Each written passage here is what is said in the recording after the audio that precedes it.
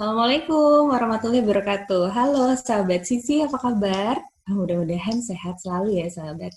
Terima kasih, hari ini Anda sudah mau bergabung lagi dan menyimak lagi diskusi atau talk show kami. Kebetulan hashtagnya Stay at Home Talk Show bersama Children Cafe. Nah, kira-kira hari ini kita mau bahas apa ya?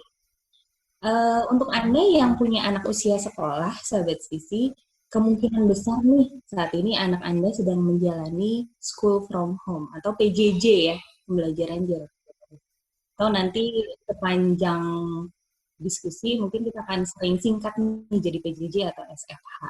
Nah, pastinya PJJ ini atau SFH ini sesuatu yang baru ya buat kita semua. Walaupun udah 3 bulan berjalan, kayaknya mulai Maret atau April kemarin ya sudah mulai jalan. Ini mungkin masih ada adaptasi-adaptasi atau tantangan-tantangan yang Anda rasakan. Sudah sering dibahas nih sahabat Sisi tentang SFH, tapi biasanya dari sisi-sisi teknis, misalnya seperti bisa nggak sih semua anak belajar online gitu. Ada juga kan anak yang nggak bisa punya akses internet dan sebagainya. Ada juga yang mungkin membahasnya dari sisi keterbatasan fisik, misalnya untuk anak-anak ABK atau anak-anak difabel. Bagaimana cara mereka kalau belajarnya harus jarak jauh? Nah, untuk kali ini, sahabat, kita akan bahas tentang dampak psikologis bagi anak-anak nih untuk SFH ya, untuk mereka yang menjalani school from home. Karena bagaimanapun juga, paling tidak sampai 6 bulan ke depan nih, sampai akhir tahun, masih akan sekolah dari rumah, masih akan nggak ketemu dulu sama teman-teman dan guru-gurunya. Jadi kira-kira ada dampak-dampak psikologis yang muncul nggak ya nantinya? Terus gimana nih caranya kita sebagai orang tua atau misalnya ada di antara Anda yang pendidik atau guru, kira-kira apa nih yang bisa kita lakukan untuk mengantisipasi? Dan kalau udah muncul, solusinya gimana? Nah, itu dia. Jadi, sahabat Sisi, sekarang sudah hadir dua orang sahabat kami yang merupakan expert atau ahli. Dua-duanya adalah psikolog anak dan akan banyak membahas tentang tema kita hari ini ya. Saya perkenalkan langsung aja nih. Yang pertama adalah seorang psikolog anak yang udah nggak asing buat Children Cafe karena beberapa tulisannya sudah menghiasi halaman childrencafe.com dan juga sudah sering gitu ya menemani kami jadi narasumber di talk show radionya Sisi atau Children Cafe waktu itu. Kita langsung perkenalkan saja, ini dia psikolog anak dan juga dosen di Fakultas Psikologi Universitas Islam Bandung atau Unisba. Ini dia Mbak Andita Nurul Hasanah. Mbak Dita, Halo, halo. halo Mbak Nuri. Apa kabar? Baik, Alhamdulillah. Wah, kita Mbak akhirnya ketemu Dita, ya di udara kembali. kita ketemu walaupun masih lewat layar ya, belum Iya, sempat ketemu betul. langsung. Ya sekarang jadi beda lah ya. Kalau kemarin di radio, sekarang kita pindah ke layar ya. Walaupun layarnya layar online. Iya betul sekali. Mbak Dita nih lagi kelihatan kelihatan segar dan happy banget karena memang lagi asik menikmati waktu bersama bayinya ya. Oh, selamat Iya, ya. iya terima kasih.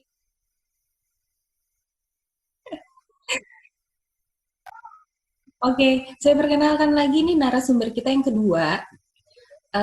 Ini adalah seorang sahabat juga yang udah lama juga nih nggak ketemu.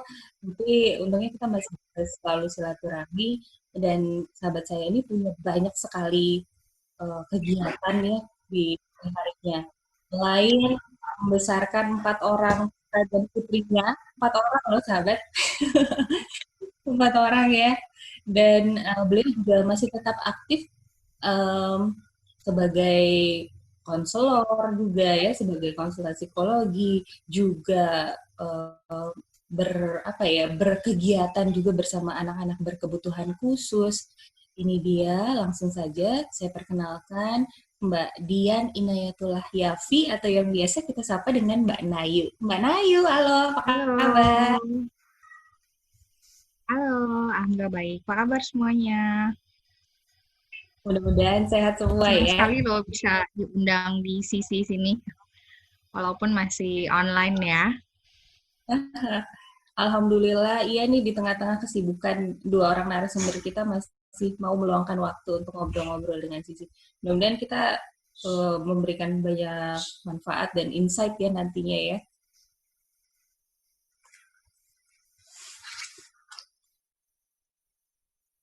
Oke, kalau gitu nih sahabat, karena kedua narasumber kita juga udah siap, kita langsung mulai aja diskusinya ya. Seperti yang tadi udah saya sebutin nih, Mbak Dita sama Mbak Nayu, kan kegiatan SFH ini udah sejak 3 bulan yang lalu ya, dan masih akan berlangsung sampai dengan 6 bulan ke depan. Nah, kalau misalnya dampak psikologis atau masalah-masalah psikologis yang bisa muncul pada anak-anak, ini mungkin bersifat beda ya antara anak usia prasekolah dengan anak usia SD. Nah, Iya, betul. kita bahas yang anak usia prasekolah dulu mungkin ya, Mbak Dita. Boleh, Mbak Nuri. Oke, kalau buat anak prasekolah berarti apa nih? Penyesuaiannya ya berarti ya terkait dengan PJJ ini ya. Iya, betul. Baik, Assalamualaikum warahmatullahi wabarakatuh. Sahabat Sisi, Mbak Nayu, Mbak Nuri. Jadi kebetulan saya di tahun ajaran kemarin ya, berarti kan sebelum masuk ke tahun ajaran yang 2020-2021 ya, itu masih terikat kontrak sebagai psikolog anak di salah satu sekolah di Kota Bandung, di TK ya. Nah, kemudian di transisi masuk ke PJJ ini, karena tidak bisa berpraktik langsung, kan konsultasi berarti secara online. Saya menghayati signifikan sekali perbedaannya ya, ternyata antara tatap muka langsung, sistem pembelajaran tatap muka langsung dengan pada saat sudah berbentuk PJJ. Jadi ini sebelum ngomong teori ya, berarti sebetulnya saya lihat dari fenomena. Anak-anak usia prasekolah ini awalnya kalau saya mengamati ketika masuk mulai transisi ada isu tentang pandemi ini berlangsung, anak-anak sudah mulai dibiasakan cuci tangan dan segala macamnya sehingga rutinitasnya lebih pendek waktunya karena lebih banyak waktu untuk aktivitas cuci tangan. Terus jadi setiap kali habis ngapain cuci tangan, mau apa cuci tangan. Jadi sehari lebih dari 5 kali mereka harus cuci tangan dibandingkan di waktu-waktu sebelum ada isu pandemi.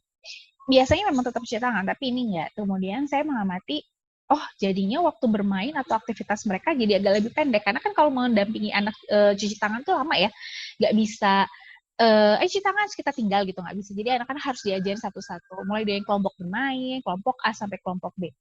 Kemudian di kelas, sebelum mereka makan, langsung dikasih cuci tangan dulu. Jadi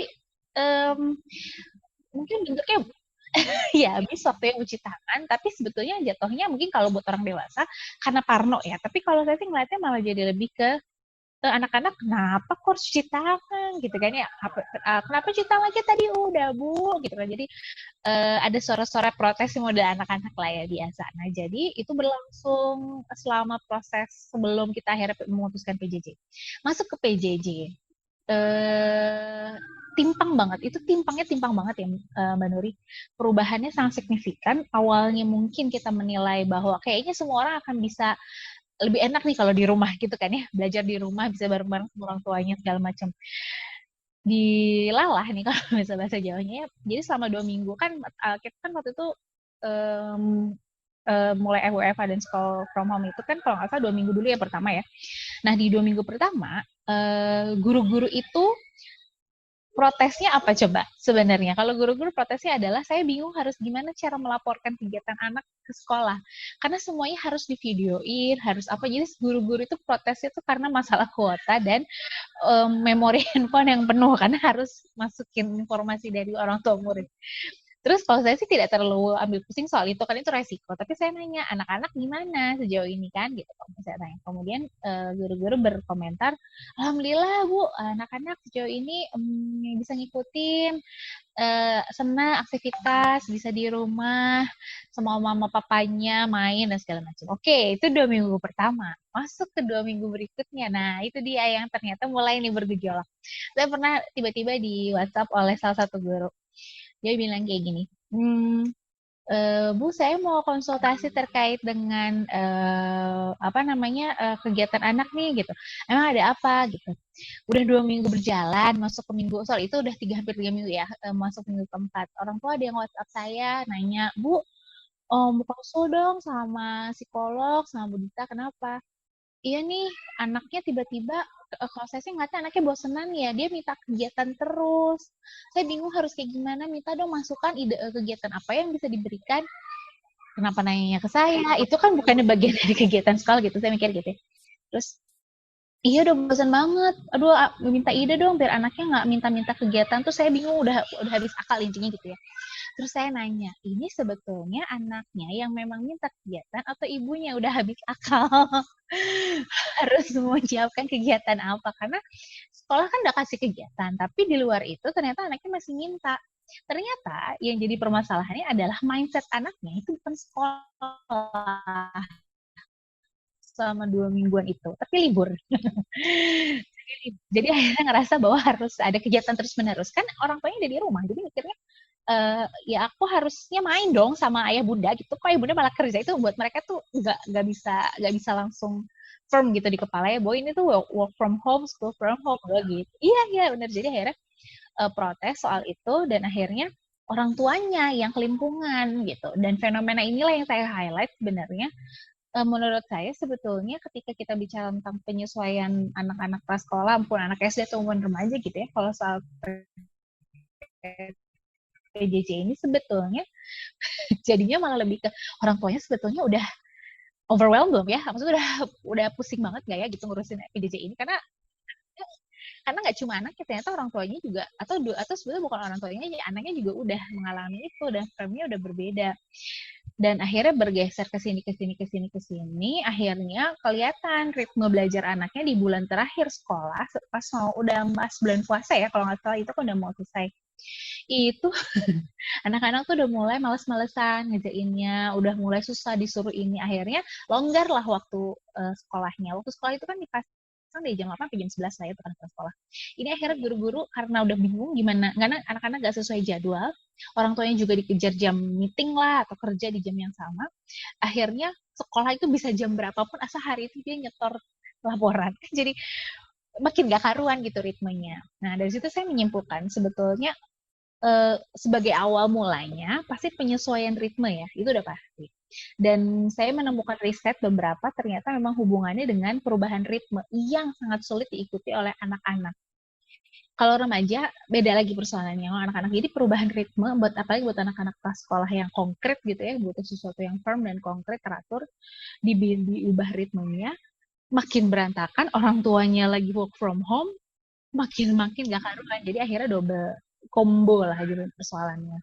Nah itu di situ Mbak Nuri. Jadi kalau saya highlight pertama dari situ dulu, kelihatan banget di 2 bulan pertama. Nah sekarang masuk ke tahun ajaran baru, lain lagi persoalannya ternyata gitu, kurang lebih. Tahun ajaran baru terus nanti nyambung, pokoknya masih 6 bulanan ini. Jadi kira-kira lebih banyak lagi macamnya gitu ya. Iya banyak lagi macamnya gitu. Dan ada satu cerita, saya baru cerita sama keluarga saya tadi pas lagi sarapan. Ada anak dari sahabat saya, dia baru masuk SD, dari TK ke SD. SD ini berarti kan dia langsung PJJ ya. Kebayang ya penyesuaian SD dari TK itu kan butuh waktu banget. Pelajarannya udah beda, bukan main lagi kayak waktu di TK. Terus dia udah PJJ nih, di depan komputer, dia udah device-nya udah disiapin yang baru sama orang tuanya biar dia semangat gitu ya belajar. Terus dia udah pakai seragam, tiba-tiba sahabat saya pasang status WA. Anak tengah bilang, sekolah apaan? Pakai seragam kok di rumah. Wah, saya ngakak. Maknya bete, karena ngapain aku pakai seragam tapi di rumah gitu loh. Jadi ternyata buat anak-anak yang masuk usia, pasti sih dari usia prasekolah ke SD, problem lagi, karena bagi mereka tuh udah aku tuh udah bosan ngapain sih di sekolah, di rumah pakai baju sekolah, tapi belajar tuh di rumah tuh kan main, itu tetap mindsetnya gitu loh. Jadi untuk anak-anak yang transisi dari prasekolah ke SD, itu ternyata PR banget buat orang tuanya. Udah di prasekolahnya dipikir udah selesai gitu ya, masa-masa prasekolah kayaknya akhirnya di SD waktu belajarnya mungkin akan lebih panjang. Enggak, masih berlanjut ternyata bersambung gitu. Jadi ternyata buat anak-anak itu kalau saya sih nggak ada dari kajian prinsip berpikir secara perkembangan kognitif ya, misal pakai teori Piaget lah. Awalnya mereka ada di pre-operasional, sekarang lagi transisi nih mau ke konkret operasional di masa SD. Pre-operasional tuh kan mereka harus beraktivitas dengan tubuhnya, terus ada benda yang harus konkret, jadi harus dua-duanya. Kalau konkret operasional kan tools-nya mereka siapkan dengan benar. Ini kalau pre-operasional di tahap sekolah tuh kan mereka masih pakai badannya mereka untuk eksplorasi gitu. Yang dikhawatirkan oleh semua orang tua adalah anak-anak di rumah jadinya malas-malesan. Ada pelajaran olahraga, mereka nggak olahraga, cuma gerak-gerakin tangan aja gitu ala kadarnya gitu, karena nggak ada yang mendorong mereka untuk melakukannya. Kenapa? Karena yang selama ini mendorong mereka melakukan adalah meniru. Kalau temennya lari, anaknya ikut lari. Kalau gurunya nontonin, dia nontonin. Lihat di layar, nggak cukup, nggak bisa. Karena mereka ngerasa layar ini nggak ada interaksinya. Walaupun ajak ngomong, ayo, misalnya Nuri, ayo Dita. Nggak bisa, karena itu nggak masuk buat mereka. Ya udah, akhirnya yang dikhawatirkan oleh orang tua dan guru kalau saya ajak ngobrol gitu ya, sebetulnya lebih kepada aktivitas fisik dan ketahanan mereka, endurance ya, ketekunan mereka dalam beraktivitas. Kalau di sekolah, mereka mungkin bisa bertahan dalam waktu setengah jam nih.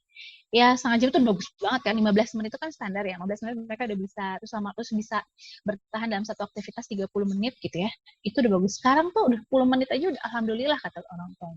Guru-guru juga kalau ngajak Zoom, anak-anak itu baru duduk 5 menit udah kemana sambil ngemil lah, lari lah di rumahnya, karena nggak ada barrier yang ada batasan. Aku sih nggak ngebayangin ya kalau anak ke sekolah nge-Zoom gitu harus. Iya bener. Kan aduh aku teh nggak bayang, kasihan banget ya. Tapi ya memang begitu faktanya. Jadi ibunya nemenin di sampingnya sambil kerja, terus dia teriak-teriak apa, dan gurunya kan harus ngecek satu-satu di layar, capek ya, gurunya capek, ibunya yang nemenin capek, anaknya juga pusing, apa sih ini semua diteriakin sama guru, diteriakin sama orang tua, apa sih masalahnya.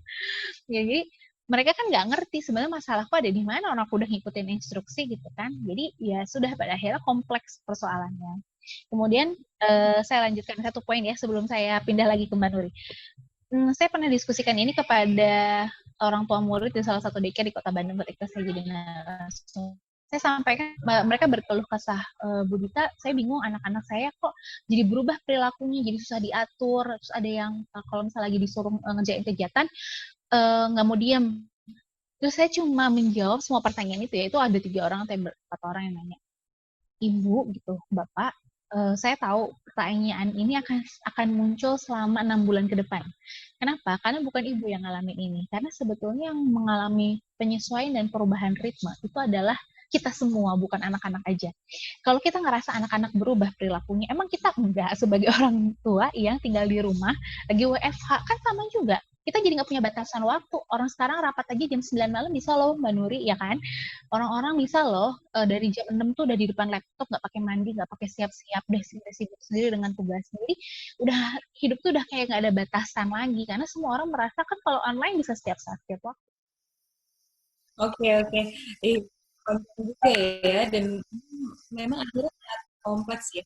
Tadi pikir kalau misalnya anak prasekolah, karena mereka juga pada saat berkegiatan di sekolah itu mungkin strukturnya belum sepadat anak SD gitu. Jadi begitu mereka harus di rumah, nggak terlalu merasa berbeda, tapi ternyata terasa ya bedanya ya. Iya, jadi dikira kita kan malah minta terus ya, malah minta kegiatan terus ya, karena ngerasa oh ini di rumah nggak sekolah ini gitu. Iya, kapan masuk sekolah lagi, aku bosan libur, kita nggak libur nak gitu.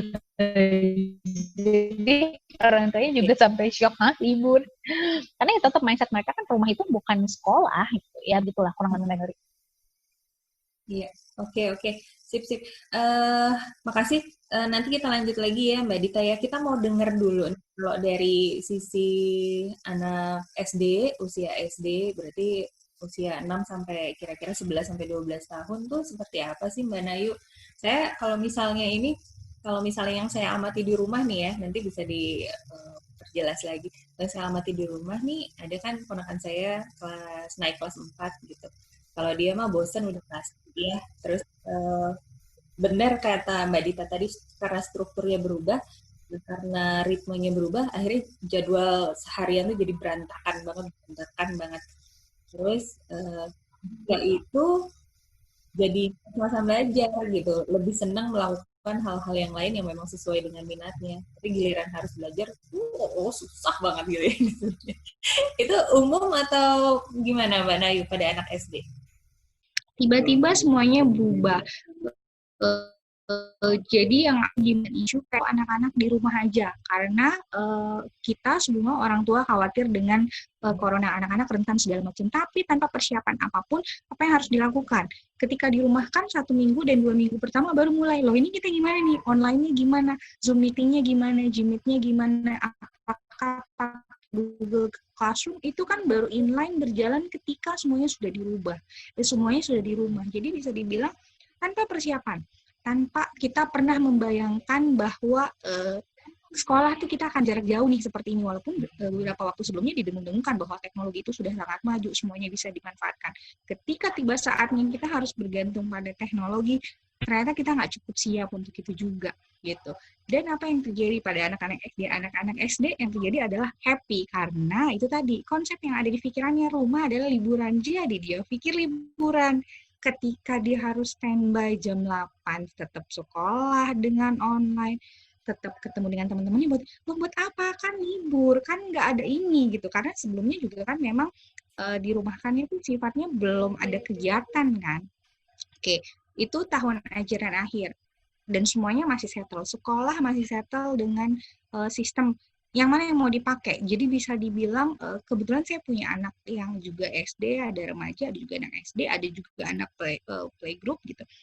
Jadi mengalami itu semua, terbayang ketika harus berubah. Dari seminggu nanti kebijakannya seperti ini, minggu berikut ternyata itu nggak cocok, berubah lagi. Yang mesti adaptasi, gurunya mesti adaptasi, anak-anak mesti adaptasi, orang tua mesti adaptasi. Mungkin kalau orang tua dan guru, karena orang dewasa, kemampuan untuk beradaptasinya jauh lebih cepat. Tapi anak-anak kan tidak, gitu. Akhirnya mereka beradaptasi pelan-pelan. Jadi ada beberapa anak-anak yang cukup konsisten, misalnya di rumahnya didukung dengan baik dengan orang tuanya, gitu ya, cukup konsisten untuk hadir. Tapi ada beberapa anak yang datangnya tuh nanti telat, aduh maaf baru masuk, misalnya yang kayak gitu. Itu kan menjadi salah satu model juga buat teman-teman yang lain, loh dia nggak apa-apa. Yang ini bisa datang tepat waktu, misalnya tetap jam 8. Jadi itu saling mempengaruhi. Sementara kalau di sekolah kan strukturnya lebih jelas. Sebetulnya intinya baliknya semua struktur. Terus kemudian mulai ulangan segala macam, semuanya sifatnya kalau di SD itu diturunkan. Challenge-nya semuanya diturunkan. Ulangan-ulangan semuanya longgar. Pengumpulan tugas semuanya longgar gitu ya. Waktunya juga yang tadinya full, beberapa sekolah kan sampai jam 3, sekolahnya cuma 2 mata pelajaran, setelah itu bubar gitu. Semuanya akhirnya dibebankan kembali ke orang tua di rumah kan. Jadi orang tuanya mau nggak mau mesti siap nih untuk menghadapi bahwa sekolah tuh cuman mengakomodir sekian persen waktunya dari yang sebelumnya cukup panjang. Terus kemudian selesai ulang, udah mulai adaptasi ini, akhir tahun ajaran baru, udah oke. Libur, Lebaran kan, ada libur. Terus kemudian tidak sekolah. Terus kemudian pembagian report, kemudian ada libur lagi. Kemudian masuk lagi sekarang. Jadi memang ada banyak sekali yang nggak continue. Kalau kita mau transisi itu kan ada sesuatu yang terjadi, terus kemudian transisi, stable, oke, kita akan jalan kembali lagi seperti misalnya mendapatkan kemampuan yang baru. Tapi kan di pandemi ini enggak. Jadi di awal transisi kita punya problem, udah mulai terbiasa, kepotong lagi. Ini khususnya anak-anak sekolah ya, dengan libur segala macam. Terus mulai lagi kebiasaan. New normal menurut saya nih dengan kondisi ini juga memunculkan masalah baru. Karena apa yang banyak sekali terjadi adalah keluhan orang tua, gimana nih kita? Orang tua yang mulai kembali bekerja, anak-anak tetap PJJ dan daring. Siapa yang mau dampingin? Orang tuanya kerja loh. Kan jadi kemudian jadi ada beberapa sekolah yang betul-betul kebijakannya berbeda sih ya, sangat tergantung dengan sekolah. Ada sekolah yang menerapkan 3 kali seminggu nih untuk SD. Jadi mereka akan PJJ 3 kali seminggu, terus kemudian selang waktunya itu mereka mengerjakan tugas-tugas yang diberikan, nanti submit. Submit juga kan bukan hal yang mudah ya, tidak semua orang tua paham secara teknologi bagaimana, dan memfoto segala macam itu kan melibatkan semua orang tua. Bagaimana dengan orang tua yang waktunya full? masuk jam 8, tetap pulang jam 6 misalnya, sampai rumah malam gitu, pendampingan itu segala macam. Dan itu merupakan salah satu sumber masalah yang saat ini stres ya buat orang tua ya, karena tuntutan pekerjaan tetap ada, mendampingi anak juga tetap harus dilakukan. Kemudian ya, jadi betul tadi yang Mbak Dita bilang bahwa sangat kompleks gitu. Sementara kalau anak preschool kan mungkin minta kegiatannya sifatnya main. Kalau anak sekolah, anak SD kan udah mulai masuk materi, konsep. Kalau dia nggak ngerti dengan apa yang dijelaskan gurunya, akan minta didampingi oleh orang tuanya. Orang tuanya udah lelah dengan pekerjaan yang panjang, dengan protokol kesehatan yang harus diikuti, harus mendampingi anak. Nah, itu sumber stres juga. Ya, karena kalau dia berinteraksi orang tua berinteraksi dengan anaknya tidak dengan tone yang sama kan akan menimbulkan konflik juga antara hubungan anak dan orang tua. Terus kemudian itu mulai lagi new normal ini adaptasi. Jadi sampai sekarang menurut saya ini masih beradaptasi dengan hal-hal seperti itu. Sekolah juga masih walaupun tidak seabsurd waktu awal-awal, sekarang udah mulai lebih tertata, tapi tetap masih meraba bagaimana sih konsep memberikan tugas, bagaimana konsep jumlah pelajaran yang ideal itu dalam satu hari berapa, apakah full sampai jam 3, karena ada temennya anak saya tetap sekolah PJJ dari jam 8 sampai jam 3 dan semuanya dikontrol. Itu ibunya bercerita, aduh ampun banget, karena tetap harus ada yang disubmit, setoran-setoran, mendampingin, bikin foto, bikin video gitu. Ada yang kemudian ada sekolah yang menerapkan karena sistem sekolahnya sampai jam 3, tapi PJJ-nya dari jam 8 sampai 11.40. Istirahat 1 jam, kemudian jam 1 mulai sekolah tapi free time. Jadi harus yang mendampingi. Sampai jam 3 harus ada yang mendampingi, nanti jam 3 absen lagi untuk closing class. Kebayang ketika free time yang kosong itu masih terus belajar, ya siapa yang mendampingi kalau orang tuanya tidak di rumah. Gitu. Dan ketika jalan gitu aja, tetap aja muncul perasaan di anak ini kan, loh aku nggak ada yang nemenin, nggak ada yang segala, yang seperti itu, yang biasanya itu kan semua terakomodir di sekolah. Gitu. Jadi saya pikir memang banyak sekali dampak negatifnya dengan adanya pandemi ini, tapi juga sebenarnya ada hal positifnya kalau kita mau ambil ya. Kalau misalnya anak-anak itu tetap diberikan struktur yang jelas, kemudian dilibatkan dalam kegiatan sehari-hari, saya melihat belakangan ini anak-anak karena jam sekolahnya cukup panjang, sehingga jam waktu di rumah itu sangat sedikit, sehingga anak-anak generasi belakangan ini soft skills untuk pekerjaan rumah itu sangat kurang. Kalau kita dulu ya, seingat mungkin zaman kita tuh masih cuci piring. Kita SD tuh mungkin udah mulai nyapu, beresin kamar, ngepelin anak-anak. Sekarang seringkali orang tua tuh tidak tega karena mungkin anaknya udah capek sekolah sehingga tidak diberikan kesempatan untuk membantu pekerjaan di rumah. Nah, saya pikir dengan pandemi ini justru media ya buat kita ya gitu, untuk ya udah kita terjun lagi nih anak-anak gitu, mengembalikan kebiasaan-kebiasaan baik yang dulu kita diajarkan oleh orang tua kita, ya anak-anak kita juga harus kayak gitu. Walaupun pasti ada orang tua yang masih menerapkan hal-hal tersebut, tapi kebanyakan orang tua adalah anak-anak belakangan adalah yang ya udah semua yang di sekolah maksimalkan di sana, hal-hal yang lain semuanya difasilitasi. Jadi saya pikir pasti adalah positif negatifnya, tapi memang bagaimana menyeimbangkan itu semua. Dan memang kalau di Jakarta dan Tangerang sendiri kita bikin kegiatan kayak memang harus disupport ya orang tua itu, apalagi teman-teman yang memang di sekolah, karena memang orang tua itu butuh sekali support dari para psikolog sih untuk melewati masa-masa seperti ini. Itu sih kalau dari saya, Mbak Nuri. Betul. Kebayang banget sih Mbak Nayu, memang orang tua jadi double agent. jadi punya tugas double ya, gitu. Maksudnya sebagian menggantikan peran guru mendampingi anak juga, tapi masih ada pekerjaan pribadi juga yang harus diselesaikan gitu. Dan ini ternyata berdampak pada psikologis anak juga ya. Jadi kalau misalnya orang tuanya juga stres, ke anaknya juga jatuhnya bisa marah-marah, dan akhirnya anaknya yang kena dampak juga ya, seperti itu. Wah, oke.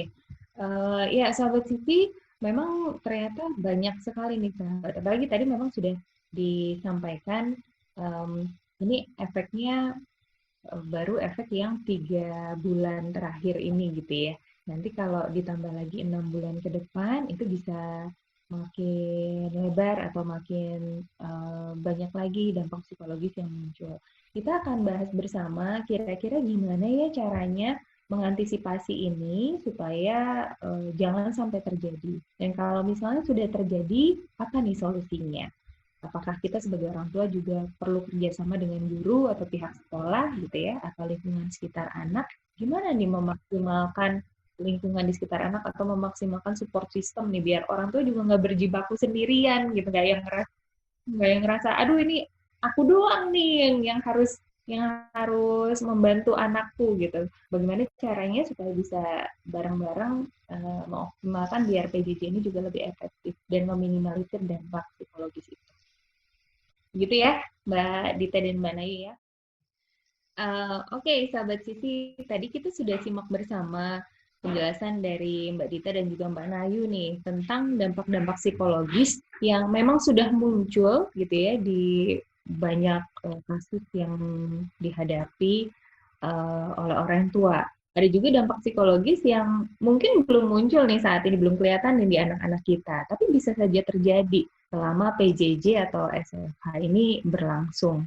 Nah, sahabat, tentu saja kita sebagai orang tua atau sebagai orang yang peduli dengan anak-anak di sekitar kita, ini kita pengen gitu ya berperan. Kira-kira gimana nih caranya kita mengantisipasi supaya dampak-dampak psikologis itu tadi nggak muncul. Nah, kita akan ngobrol lagi nih sama narasumber kita. Pertama kalau Mbak Dita dulu. Mbak Dita, kalau saya tadi simpulkan sedikit gitu ya, ada beberapa permasalahan untuk anak prasekolah nih kalau dari sisi psikologisnya. Pertama karena mereka harus menyesuaikan ritme ya, terutama kaitannya dengan mindset itu tadi. Mindset mereka sekolah itu ya harus di sekolah, kalau di rumah mah bukan sekolah gitu ya. Iya, betul. Itu dia. Terus mungkin yang saya juga bisa tarik itu tadi, akhirnya perkembangan atau rangsang untuk motoriknya itu jadi berkurang ya, karena kalau di sekolah kan ada outside time gitu, ada jam istirahat, bergerak dengan teman-teman, dengan guru gitu. Sementara kalau di rumah kayak sekedar untuk pokoknya nyerahin tugas aja, gerak dikit-dikit, pokoknya di videoin udah selesai gitu. Udah selesai langsung kirim. Jadi perkembangan motoriknya. Dan tentunya perkembangan sosialnya juga ya Mbak Dita ya. Jadi terbatas ya. Iya, pasti. Jadi kalau saya sih mengamati sebenarnya ketika kita bicara tentang SFH ini double combo ya, udah combo double lagi. Persoalannya udah lewat ke orang tua, relasi orang tua dengan anak, problem orang tuanya sendiri gitu ya, kemudian berempel kepada perkembangan anaknya gitu. Waktu itu saya pernah berdiskusi sejenak dengan beberapa teman yang sesama psikolog gitu ya, psikolog di kampus sama pengajar.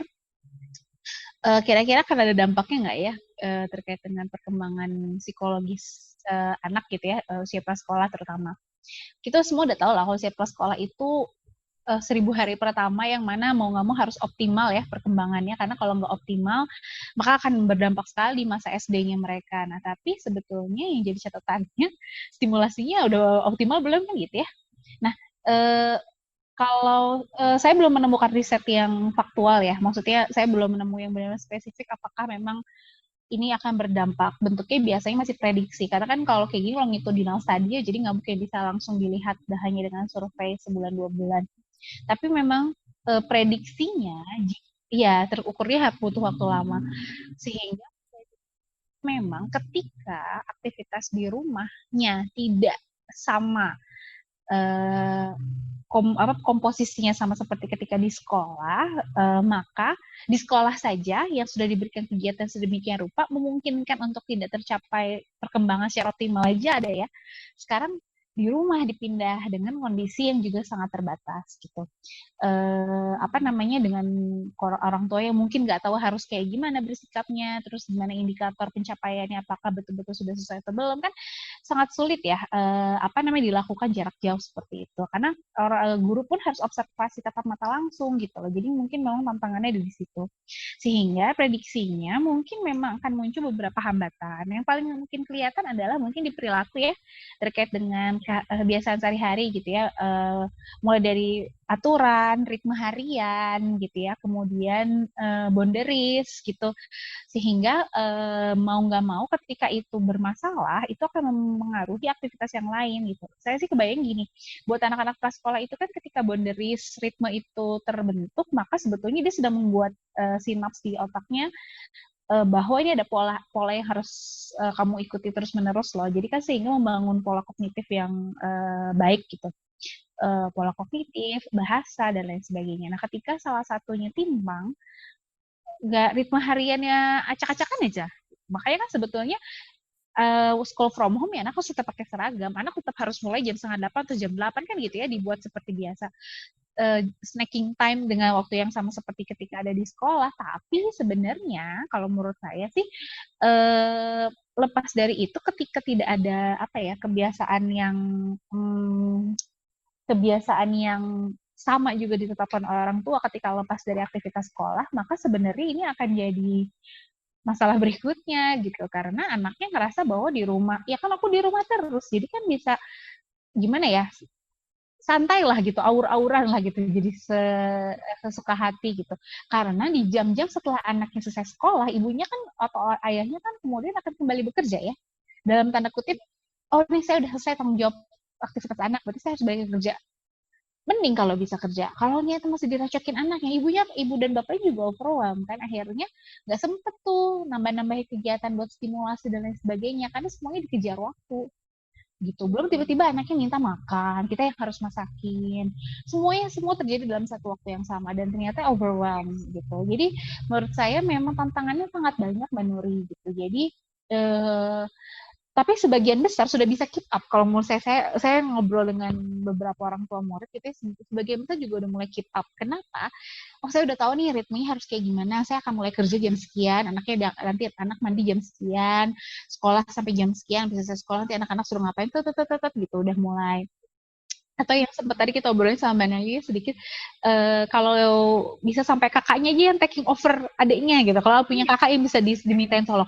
Kalau dia anaknya usia yang paling besar prasekolah, lu punya bayi, waduh itu saya kebayangin, wah ini kayaknya orang tuanya bakal senewan banget di rumah. Karena kalau prasekolah, 100% kalau mau saya itu harus didampingi. Nggak bisa kalau kayak anak SD kelas 3 ke atas gitu. Jadi memang tantangannya adalah pandemi ini bukan sekedar kita jadi cemas keluar rumah gitu ya, tapi kan sekarang udah mulai new normal ya, adaptasi kebiasaan baru, jadi rasanya semua sudah mulai bisa sedikit lebih tenang barangkali ya, walaupun kalau buat saya pribadi saya nggak tenang di sini, adaptasi kebiasaan baru, mulai ada ini anak bayinya lagi, terus adaptasi kebiasaan baru sehingga nanti kita bisa karena adaptasi kebiasaan baru orang tua jadi setelah cemas di luar, cemas di dalam, tapi mulai belajar mengelola. Tapi kalau misalnya ada yang belum bisa menyesuaikan diri, ya pada akhirnya ritme bersama anak menjadi korban. Kalau saya sih ngeliatnya gitu ya, korban itu dalam artian ada yang miss. Ada yang miss, tapi bukan 100% jadi miss juga, cuma ada aja yang miss. Tapi kalau saya pribadi sebagai praktisi dan sekaligus akademisi, saya ngerasa nggak apa-apa kok, namanya juga kondisi darurat ya, di luar kondisi normal. Jadi sebenarnya yang kayak gini harus diterima lapang dada gitu. Kadang-kadang kita masih pakai standar kondisinya normal gitu. Jadi akhirnya ketika nggak ideal dikit, kitanya stres sendiri. Padahal ya udahlah, memang kayak gini, namanya juga new normal gitu kan, namanya juga pandemi. Jadi barangkali highlight saya gitu ya. Jadi kita semua lagi dalam keadaan yang sama kok, nggak cuma kamu aja yang stres gara-gara pandemi, kita semua loh gitu. Jadi mungkin saya ke arah situ aja, sehingga kita tidak perlu terlalu terbebani dengan kondisi seperti itu. Barangkali gitu Mbak Nuri. Oh, oke. Jadi maksud Mbak Dita itu tadi, kalau misalnya orang tua memang punya waktu atau punya kesempatan untuk lebih mengoptimalkan gitu ya, apa yang misalnya tidak diberikan oleh sekolah pada saat ini lewat pembelajaran online, silakan lakukan. Pokoknya tujuannya adalah mengoptimalkan perkembangan anak di usia mereka yang golden age ini begitu ya. Tapi kalau misalnya orang tua juga terbatas gitu karena harus bekerja dan sebagainya, maka usahakan saja yang terbaik yang bisa dilakukan di waktu-waktu yang ada, artinya quality time gitu kali ya, waktu terbatas tapi bisa maksimal mungkin. dan terima itu tadi gitu ya. Jadi memang kondisinya lagi Iya, seperti betul. ini. Ya, Just ya, do jadi our memang best gitu. sebetulnya ketika kita bicara tentang perkembangan anak ya kondisi seperti ini, saya mau highlight-nya orang tua itu dalam mengatasi kondisi yang sehat mental nggak sih sebenarnya? Dalam kondisi yang bisa mampu mengatasi mental mereka yang ups and down sehingga bisa mencapai kondisi yang sehat mental atau tidak. Karena yang saya khawatirkan adalah double kan orang tuanya juga sebenarnya stres WFH itu nggak nyaman ya, nggak semua orang menikmati itu. Kalau sesekali bolehlah gitu, tapi kalau tiap hari aduh ya ampun nggak banget. Sekarang ada kasih kebiasaan baru, orang tuanya harus keluar rumah terus anaknya nggak ada yang jaga, biasa dititipkan di daycare atau misalnya sekolah, sekarang di rumah sama siapa. Itu buat saya oh ini tanda tanya juga ya. Saya belum sempat survei sih, tapi mungkin sudah ada yang survei ya. Tapi saya belum menemukan riset atau hasil akhirnya. Tapi sebetulnya kayaknya itu bisa jadi kekhawatiran orang tua juga nih.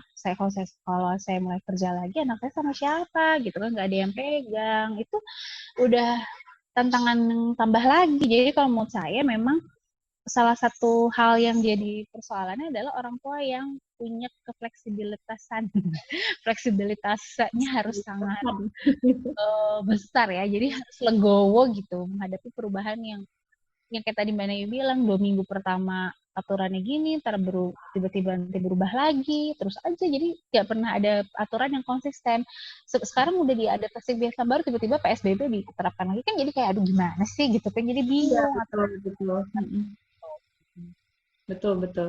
Saya juga tadi baru baca itu gedung sate ditutup lagi 2 minggu karena ada berapa? Iya, karena 40 orang yang terpapar dan itu kan terjadi setelah new normal ini kan, karena semuanya ini langsung bikin rapid test, itu orang-orang jadi makin parno ya. Orang-orang yang orang tua yang bekerja akhirnya pulang ke rumah, aduh saya pulang bawa virus ya buat anaknya kan gitu jadinya. Ya, begitulah tantangannya kalau saya pikir gitu ya Mbak ya. Oke. Baik. Sementara itu dari Mbak Dita. Mbak Nayu gimana nih kalau anak SD tadi kan mereka memang butuh waktu nih untuk beradaptasi kembali setelah misalnya strukturnya jadi agak berantakan gitu ya. Terus akhirnya di tahun ajaran baru ini udah mulai diberlakukan pagi tetap harus pakai seragam dan segala macam sekolah-sekolah. Terus ortu yang juga tidak bisa mensupport full misalnya seperti itu. Pokoknya tadi udah beberapa tantangannya sudah disampaikan. Nah, ini gimana kalau untuk khusus orang tua anak SD supaya bisa menjalani ini dengan maksimal tadi, kira-kira apa nih yang bisa dilakukan? Mungkin cara-cara yang sederhana dan aplikatif aja gitu, yang tidak terlalu membebani orang tua juga. Silahkan. Iya. Oke, lanjut lagi, balik lagi kalau karakternya anak preschool, anak TK dengan SD kan udah beda ya. Kalau SD kan tuntutannya sudah ada, maksudnya mereka sudah bisa mengikuti beberapa aturan yang tingkatannya juga lebih tinggi. Kemampuan berpikirnya memang masih konkret, tapi udah ada beberapa hal yang dia bisa abstrak. Kalau saran saya pada dasarnya anak itu kan butuh struktur, dan struktur itu memberikan kenyamanan gitu. Jadi ketika dunia di sana, maksudnya di luar sana itu unpredictable, ya kita harus bikin sesuatu yang sifatnya predictable buat mereka supaya mereka tetap muncul rasa secure gitu. Apa yang bisa dilakukan? Dan ini sih bisa dilakukan untuk anak SD gitu ya. Jadi bikinlah rutin, bikin aturan-aturan yang memang bisa mereka lakukan. Kalau kemarin sempat diskusi dengan orang tua ya, dengan teman-teman anak saya juga dan orang-orang di sekolah, ada aturan. Jadi SD, SMP, SMA semua punya aturan. Cuman berapa porsinya mungkin itu disesuaikan dengan anak-anaknya. Apa yang mesti tetap rutin? Bangun pagi itu tetap harus rutin gitu. Jangan mentang-mentang ini school from home tuh sekolahnya bangunnya boleh jam 6. Enggak. Kalau saran saya, apalagi kita muslim ya, bangun pagi tetap. Subuh tetap sholat. Terus habis itu apa yang harus dilakukan? Yang balik lagi sebelumnya saya bilang, kita mulailah dengan daily life. Sehari-hari itu praktikal banget loh. Bangun tidur, beresin kamar, bantuin bikin sarapan. Kalau misalnya bisa, ada beberapa, itu balik lagi ya, rule setiap rumah. Kalau saya kebetulan anak-anak itu boleh masuk ke dapur tuh boleh. Usia S3 SD tuh udah bisa lah megang pisau, bolehlah ceplok telur yang gitu segala macam. Itu diberikan kesempatan ya. Mungkin ketika sekolah selama ini tidak diberikan karena kan pagi-pagi buru-buru perjalanan dari rumah ke sekolah nggak bisa gitu. Kalau ini kan kita bisa spare waktu yang persiapan selama ini di perjalanan nggak ada. Oh ya udah, kalau gitu bantuin Bunda masak mau apa? Mau sekedar potong-potong bawang, potong-potong tomat atau apa segala ceplok telur itu dicobain. Jadi bangun tidur, sholat subuh, beresin kamar, mulai tugas-tugas sehari-hari, terus kemudian mandi, siap sekolah. Dan kebetulan memang peraturan dari sekolah kan yang ajaran baru ini tetap pakai seragam ya. Gitu pakai seragam, terus ada snack time tetap. Kalau yang SD SMP itu memang tetap karena mereka break, jadi disiapin untuk snack time-nya itu akan makan apa tuh sampai 11.40. Nah, jadi rutinitas di luar yang unpredictable itu bikinlah tetap sesuatu yang bisa diprediksi gitu buat anak-anak kita. Jadi misalnya sekolahnya ketika free time apa yang bisa dilakukan, jadwal juga kan ada. Jadi menurut saya hal yang paling penting adalah bikinin jadwal, itu akan bantu banget gitu. Di samping juga membantu mereka ya untuk menyadari apa yang harus dilakukan, ya memang semuanya kan dari luar ya, eksternal motivasi dulu, harapannya nanti akan muncul tuh tanpa perlu diingatin, mereka akan melakukan itu secara otomatis. Terus kemudian jadwal, komunikasi, menyampaikan, sama satu lagi saya setuju banget sama Mbak Dita bahwa kita mesti legowo ya, emang kenyataannya kayak gini. Ini suatu situasi yang kita nggak bisa kontrol loh, nggak bisa kita mau ngapa-ngapain juga nggak bisa. Mau dibikin new normal, corona tambah banyak, akhirnya menimbulkan paranoia lagi kan, makin takut orang segala macam. Kita mikir kalau kita ikhlas sama keadaan, ya udahlah emang gitu, kita patuhi protokol kesehatan, terus kemudian kita ikhlas dengan keadaan ini, legowo. Ekspektasi juga mesti diturunin gitu. Kalau saya begitu anak school from home 2 minggu, saya ngelihat keadaan gini, waduh nggak bisa, ya udahlah. No target lah, silahkan, tapi tetap harus mengikuti aturan. No target tuh artinya udahlah kita nggak usah tinggi-tinggi cita-cita bahwa pelajaran itu harus 100% sama ketika mereka sekolah. Itu nggak mungkin lah. Dengan PJJ ini udah pasti nggak akan terjadi hal-hal. Nah itu diturunin gitu. Karena ketika kita nih sebagai orang tua, ibu-ibu, targetnya udah diturunin, dia lebih rileks ngadepin anaknya. Percayalah anaknya berkembangnya justru lebih baik loh. Iya ya, betul ya. Dibanding kita nge-push gini-gini, anaknya kan tertekan gitu. Ketika anaknya tertekan, dia ngelakuin itu nggak akan enjoy. Tapi ketika kita udah legowo, kita turun ekspektasi, kitanya lebih rileks, anak itu go on, justru kurvanya perkembangannya akan jauh lebih baik. Itu saya pikir kalau anak-anak yang lebih besar gitu ya. Karena anak-anak yang lebih besar itu sebetulnya lebih, kalau kita compare ya, anak-anak yang lebih kecil dengan anak-anak yang lebih besar, anak-anak yang lebih besar itu kita lebih punya pegangan. Karena mereka punya buku ajar, mereka punya materi yang jelas apa yang diajarkan gitu. Mereka udah bisa punya endurance untuk stay attend dengan guru-guru dan teman-temannya. Kalau anak-anak TK dan playgroup itu mereka nggak punya, jadi itu memang lebih PR buat mereka. Iya. Gitu. Kebutuhan sosial kalau anak-anak gede kan dengan chatting mereka dapat. Mereka punya game online, mereka punya wadah lah, masih dapat karena kan komunikasi online segala macam udah dapat. Kalau anak-anak kita yang di rumah misalnya cuma sendiri, nggak punya saudara, nggak punya sepupu, sosialnya nggak dapat. Betul. Gitu. Kalau anak-anak remaja kita masih lebih dapat gitu. Itu kalau dari saya sih, Mbak Nuri dan Mbak Dita. Oke. Anak remaja kita juga mungkin lebih mampu untuk meregulasi ini ya, emosinya juga gitu. Misalnya mereka ngerasa bosan, ya mereka tahu mereka mau ngapain, ngelakuin yang disukai. Ya, dan kalau remaja sekarang kan, maksudnya anak remaja itu lebih bisa naker dan ngukur kan. Jadi ketika aku butuh bergerak, misalnya dia olahraga sebentar dengan teman-temannya, dia udah sadar, oh ya sejam udah balik, ada protokol kesehatan segala macam. Kalau anak-anak yang lebih kecil kan agak susah, semuanya harus full didampingi, sama sekali nggak bisa keluar gitu kan, di rumah cuman itu aja. Paling banter main bola, naik turun tangga, main air gitu. Tapi kan tidak dapet gerakan-gerakan yang sifatnya yang mereka butuhkan kan, koordinasinya yang lebih kompleks, bermain sama temen, kayak gitu. Oke. ya itulah juga kenapa sekolah yang boleh tatap muka itu kan dimulai dari tingkatan yang lebih tinggi dulu ya, SMA dulu, boleh dibuka di zona hijau, terus SMP baru ke ini, karena karakteristik anak-anak sesuai usia. Oke, ini kita sudah dapat nih beberapa tips sederhana yang bisa diaplikasikan sahabat. Tapi gimana nih cara kita untuk mengoptimalkan support system di sekitar kita? Tadi seperti yang sudah disampaikan di pengantar gitu ya, bahwa selain orang tua kan sebenarnya juga ada pihak sekolah, atau mungkin di sekitar kita ada kakek nenek atau om tante gitu ya, yang sebenarnya bisa membantu kita mengoptimalkan proses PJJ anak ini. Gimana nih kalau menurut Mbak Dita dan Mbak Nayu gimana? Cara mengoptimalkannya atau cara mengkomunikasikannya gitulah, berbagi perannya itu bagaimana? Iya, betul-betul. Saya dulu apa Mbak Dita dulu? Saya dulu deh ya. Boleh, mana itu aja. Kalau dengan kebetulan saya dekat, maksudnya masih tinggal dengan orang tua gitu ya, karena mendampingi gitu ya, udah pada lansia gitu dan sepi karena anak saya rame gitu ya. Jadi memang berbagi peran sih berasa banget ya Mbak Nuria gitu, terutama untuk yang gede-gede sih. Kalau yang kecil itu paling misalnya lagi repot segala macam, oh ya udah main aja gitu kan, main sama kakek neneknya, yang penting kebutuhannya udah selesai, sudah mandi, sudah makan, jadi emang murni main gitu ya, main sama-sama. Kalau yang gede berbagi perannya adalah biasanya ngaji, karena kalau orang tua itu kan kebutuhan untuk spiritualnya udah lebih tinggi dibandingkan kita gitu ya, dan mereka juga mau melihat cucu-cucunya untuk bisa baik di situ gitu.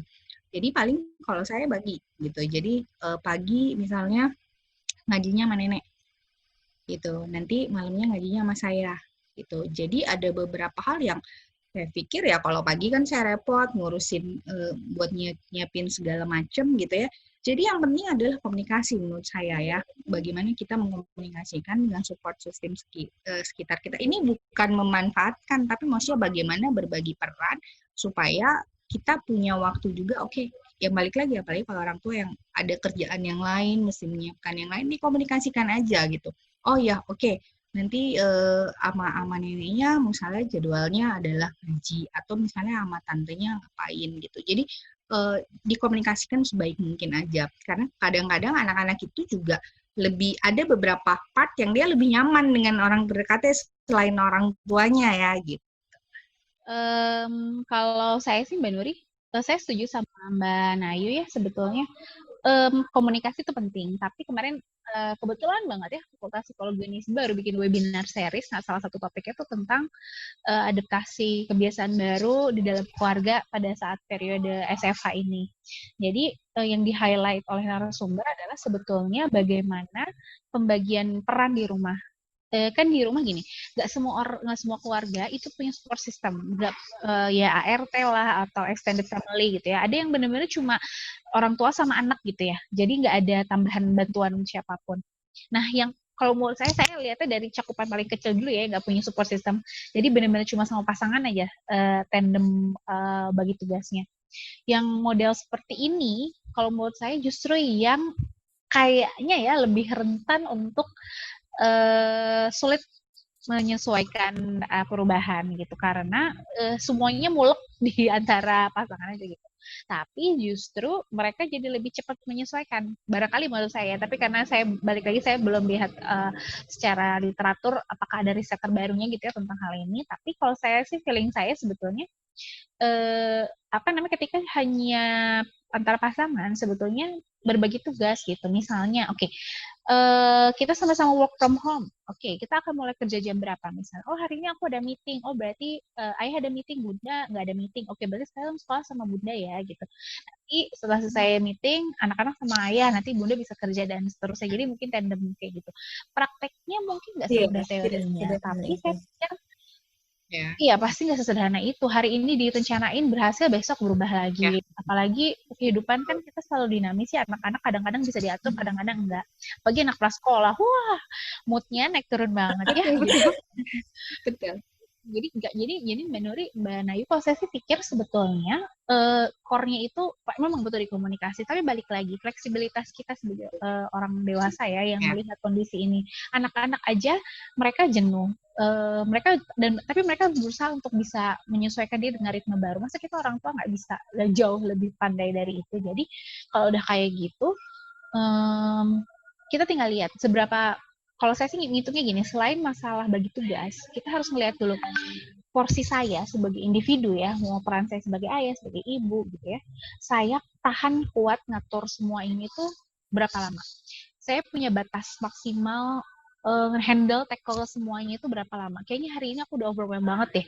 Udah siang nih, udah tengah hari, udah misalnya sekarang jam 3 gitu misalnya. Atau sekarang udah jam 12 misalnya. Aduh, oke, setengah hari berikutnya sama ayah aja deh, bunda udah gak kuat misalnya. Atau sama papa aja deh, sama mama aja deh, papa udah capek banget ini kayaknya tadi kerjaan ribet banget. Nah, yang kayak gini-gini sebetulnya yang harus bisa disadari oleh individu sebagai orang tua. Karena kalau mereka nggak sadar batasnya, terus anak-anaknya nanti siapa yang pegang gitu loh. Jadi aku udah lelah nih, anak-anak dari tadi nggak bisa diatur, boleh nggak pegang dulu bentar, aku pengen istirahat aja setengah jam gitu, nggak pengen ngapa-ngapain misalnya, boleh aja kan sebetulnya. Tapi yang kayak gini-gini kan nggak selalu bisa kita sesuai dengan ekspektasi kita. Pas kita pengen me time, pasangan ternyata nggak bisa, atau ternyata support system neneknya lah ya, kakeknya lah, siapapun juga sama-sama lagi melakukan kegiatan masing-masing.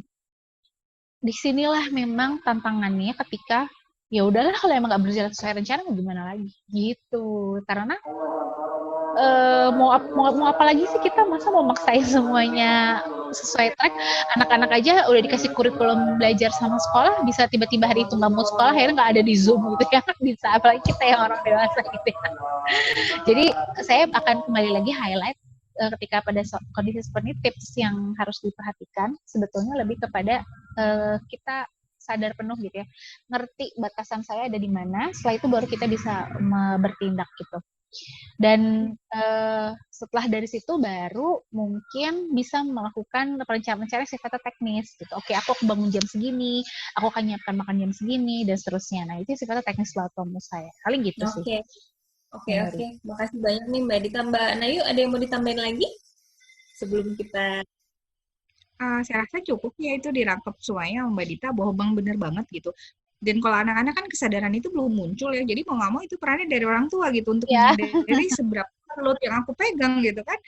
Kita bisa bikin teknis, balik lagi jadwal segala macam buat anak-anak, karena kita menyadari bahwa saya sendiri aja yang dewasa nggak bisa gue kalau misalnya saya harus full kayak gini segala macam. Jadi kan kita mesti tackle kapan waktu, dan ketika kita bisa bicara teknis ini jalan dengan baik ya karena kita udah tahu bahwa takaran kita segini, kapan waktunya istirahat segala macam. Seperti tadi saya bilang, kalau udah selesai, udah push segala macam, mereka udah selesai sekolah, ya udah selesai kan, berarti tolong deh temenin dulu adiknya gitu ya.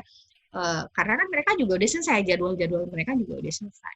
Iya, betul. Jadi memang betul sekali gitu, sebagai orang dewasa ya, itu tadi PR-nya, yang menyadari kesadaran bahwa naker sih kalau menurut saya, bahwa ini cukup, bahwa ini overload, ini overwhelm, itu yang harus dipunyain orang tua sekarang ini gitu. Dan PR kan kalau ternyata itu nggak muncul. Gitu. Artinya bukan anaknya yang harus dikonsul, orang tuanya dulu kan yang mesti betul bantu gitu. itu karena efeknya jadi panjang. Iya, efeknya bakal jadi panjang. Dan itu juga bisa jadi tema obrolan kita selanjutnya nih nanti, kapan-kapan. Iya, betul. Menjaga kesehatan mental orang tua ya. Penting ya, kalau hari ini kita banyak bicara tentang dampak psikologis pada anak, nanti kita bisa juga bicara tentang dampak psikologis pada orang tua. Nah, itu juga harus diprioritaskan juga itu. Oke, mungkin closing statement aja, singkat aja dari Mbak Dita duluan, enggak? Oke, sebetulnya saya kalau buat orang tua yang punya anak-anak prasekolah atau anak usia sekolah ataupun remaja gitu ya, di kondisi pandemi ini kita semua sedang beradaptasi gitu ya, kita semua sedang punya tantangan, kita semua sedang berusaha menyesuaikan diri, kita semua mengalami kesulitan yang sama barangkali begitu ya. Tapi saya yakin kita semua sedang belajar gimana caranya mengenali diri, sejauh mana batasan ego kita, batasan kapasitas kita ada di mana, sehingga kita semua bisa mencapai batas limit yang paling maksimal, supaya kita bisa jadi setidaknya individu yang lebih baik, dan pasti orang tua yang lebih keren gitu setelah dari kondisi pandemi ini. Jadi saya yakin harusnya ketika kita semua belajar, maka setelah keluar dari kondisi pandemi ini kita semua jadi makin keren lah sebagai orang tua gitu ya, insya Allah gitu. Amin, amin. Amin. Dari mana ini silakan mana yuk? Apa ya, closing statementnya Mbak Dita itu keren banget menurut saya ya. Tapi memang betul kalau untuk orang tua untuk yang SD, yuk kita lebih semangat lagi karena bagaimanapun juga memang kalau untuk SD ada tuntutan-tuntutan yang harus dipenuhi. Tapi satu hal yang mesti kita sadari, be fleksibel, terus turunin ekspektasinya. Jadi jangan terlalu menuntut untuk mencapai apa yang ada di kepala kita karena situasi ini memang terkena kepada semua orang. Jadi turunin ekspektasi, lebih santai, lebih rileks, insya Allah anak-anak akan berkembang jauh lebih baik justru. Itu aja. Baik. Betul. Santuy intinya. Ya. Pokoknya bersabar, santuy, dan jalani dengan sebisa kita, do our best gitu ya. Mungkin positif selalu gitu ya. Kita jangan sampai jangan sampai down juga, jangan sampai menganggap bahwa situasi ini tidak akan berlalu atau bagaimana. Pokoknya selalu ada harapan baik. Ya, mudah-mudahan nih. Baik, kalau gitu saya harus akhiri dulu nih sahabat Sisi karena sepertinya sudah cukup panjang nih diskusi kita dan mudah-mudahan banyak insight yang bisa kita dapatkan, bisa Anda dapatkan. Kalau saya belajarnya banyak banget hari ini. Sore ini saya belajar banyak banget. Makasih banyak. Sama saya juga belajar dari Mbak Nayu yang udah punya anak SD. Waduh, mudah-mudahan bisa staff itu ya, bisa tough kayak gitu. Aduh, gimana ini ngadepin anak yang macam-macam. Harus semangat. Karena kan banyak anak, banyak rupa, banyak cara, beda-beda kan? Iya benar. Itu satu ibu loh, itu satu ibu. Benar, di dunia ini banyak ibu-ibu yang menghadapi masalah yang sama ya. Betul sekali. Ya, dan mudah-mudahan bermanfaat untuk Anda, sahabat Siti. Jangan lupa untuk ikuti diskusi-diskusi atau talk show kami selanjutnya.